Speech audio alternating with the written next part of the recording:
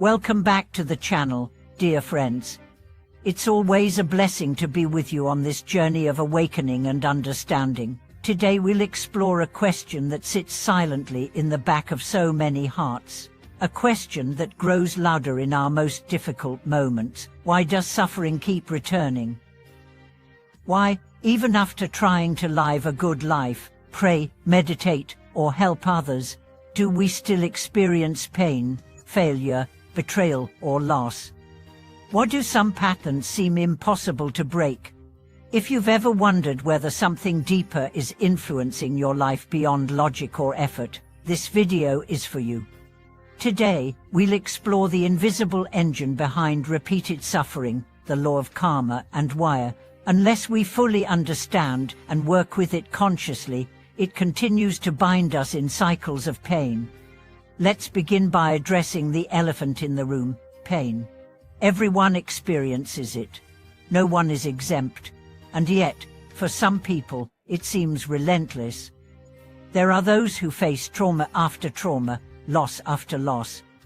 Some people seem to live in constant fear, despair, or hopelessness, no matter how much they try to improve. And the question arises, why? The Buddha taught that all suffering has a cause. It doesn't come randomly. It doesn't happen because the universe is cruel. It happens because of causes and conditions, what we've done, said, or thought, in this life or previous ones. These causes create what we call karma. But karma is not punishment. That's a misunderstanding. Karma is simply energy-neutral energy. You do something with intention, that energy ripples through time and space, and eventually returns. What we often call bad luck is just karma returning. So, if we want to end suffering, we must stop feeding the karma that causes it. This sounds simple, but in truth, it requires deep honesty and inner courage. Let's consider this. Every time you get angry, criticize others, act selfishly, indulge in jealousy, or lie, you are planting seeds of future pain. Not because someone is judging you, but because these actions generate vibrations that attract corresponding consequences. Conversely, every time you forgive, love, help, or show compassion, you plant seeds of future peace. And now, the problem is that most people only look at the fruit. They ask, why is this happening to me? But they don't examine the seed, and even fewer people examine their unconscious habits that keep planting those seeds over and over. This is the loop. This is why suffering keeps returning. Even when we change some behaviors on the surface, if we don't address the deeper karmic patterns in our mind, fear, attachment, pride, guilt, they continue to generate the same results, just in new costumes. The real question, then, is not why am I suffering, but what unconscious karma am I still carrying, and how do I purify it? And this brings us to one of the most powerful truths in Buddhism. The purification of karma is not only possible, it is the heart of liberation. Let me share a story.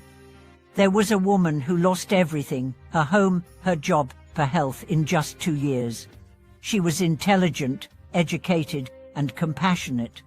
Everyone asked, how could this happen to someone so good? She asked the same. But instead of giving up, she turned inward. She started practicing daily repentance, not as guilt, but as awareness. She chanted the names of the Buddhas, studied karma teachings, and reflected deeply on her past. Slowly, she remembered as a child, she often manipulated others to get what she wanted. As a young adult, she judged those less educated. As a boss, she had once fired someone unfairly. These memories flooded back, not to punish her, but to awaken her. She began to sincerely apologize, out loud, every day. She offered prayers for those she'd harmed. She gave to charity. She released resentment. And most of all, she stopped playing the victim. Within a year, her health improved. A new job found her, and she reported feeling peace for the first time in decades. What changed? Her karma, her awareness of it. her relationship to it. The past can't be undone, but it can be purified, not by erasing, but by illuminating. When you bring light to your karma, it transforms. This is the heart of the practice. Bring presence to your pain, bring forgiveness to your mistakes, bring compassion to your past, and then act differently now. Here's how suffering repeat. You feel unloved, you blame others, you act cold, you isolate, and then you feel more unloved. You fear failure, you procrastinate, you avoid risk, you fail, your fear deepens. You feel guilty, you punish yourself, you shrink. Life mirrors your smallness. This is karma in action. Not just cosmic debt, but the psychological and energetic loops we live inside. To escape, we must become conscious. And to become conscious, we must be willing to feel everything we've tried to avoid. Here's a practice you can try. Each night, before sleep, reflect, what emotions dominated me today? Did I plant seeds of suffering or peace? Did I react from fear or respond from wisdom? Then speak gently, to anyone I hurt today knowingly or unknowingly, I am sorry. May you be free, may I be free.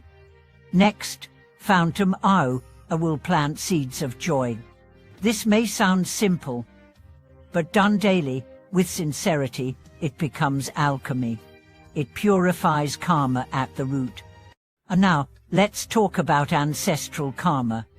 Many people suffer not just from personal actions, but from inherited patterns, violence, addiction, betrayal that run in families.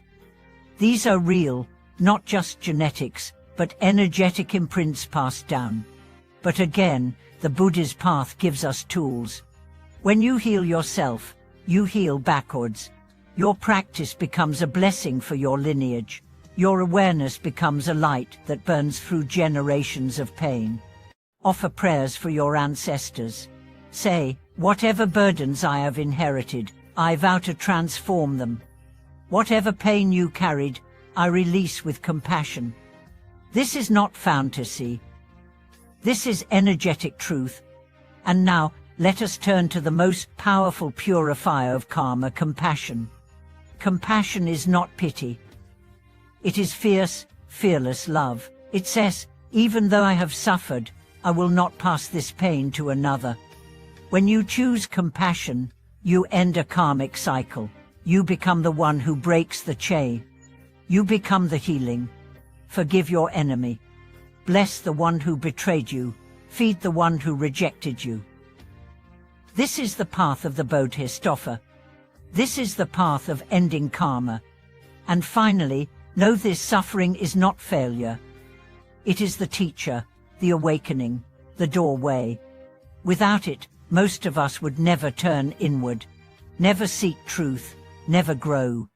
So honor your pain, bow to it, then let it pass. Do not make it your identity. You are not your karma. You are the one who sees it. You are the light that burns through it. And that light is infinite. Thank you for being here today, dear ones. If this message resonated with your journey, please share your reflections in the comments. What karmic patterns have you recognized in your life? What helps you purify and transform? Subscribe to the channel if you haven't yet. Like this video if it brought you clarity. Click the bell icon so we can continue this path together, step by step, breath by breath. Until we meet again, may your heart be clear, your karma light, and your spirit free. Thank you for watching this video.